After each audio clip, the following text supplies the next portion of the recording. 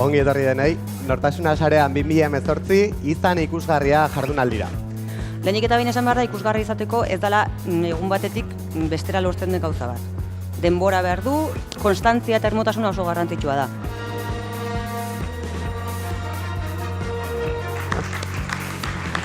Gauzak teoriari jarraitu egingo genuke. Beno, webgune batean pentsatu, ezta? Eta zer gertatzen da? Gertatzen da, Googleek hor goiak jartzen ditugula iragarki batzuk. Lehenago ordainduz gero lortzen genuen helmenaren erdia lortzeko 3 bider ordaindu behar dago hain bertan.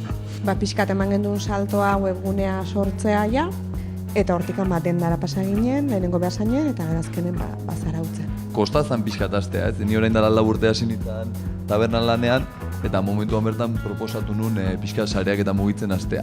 Hausnarketa bat, esan ez zer da guk eskaintzen duguna, zein da gure esperientzia, ez? Eta pixkat hortik hasi ginen lanean, hau da, zer bereizten gaitu, zer uste dugu ematen dugula hemen, eta hola hasi.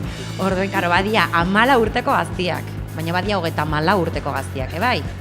Beraz, nola gokitu adin eta interes bakoitzari dana gaztezulo dana marka berearen azpigen. Tono bat, hizkera berezi bat, irudi eta testu joera badaukagu berezia.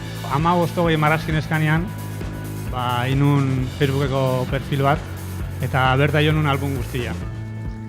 Eta jendia hasi izan derebente partekatzen albuma, eta nik uste garrantzi gehiago dakala eduki hona iotzia ez beti zure produktuak erakusten hotia. Bueno, gauza konstante izatea eta saiatzea, eta azkenean gauza lortzea. Besterik gabe, mila esker denoi, hizlari, partaide, goreti marrazteatik, laguntzaile eta bide lagun izan zareten guztiei eta hurrengo urtera arte. Eskerrik asko.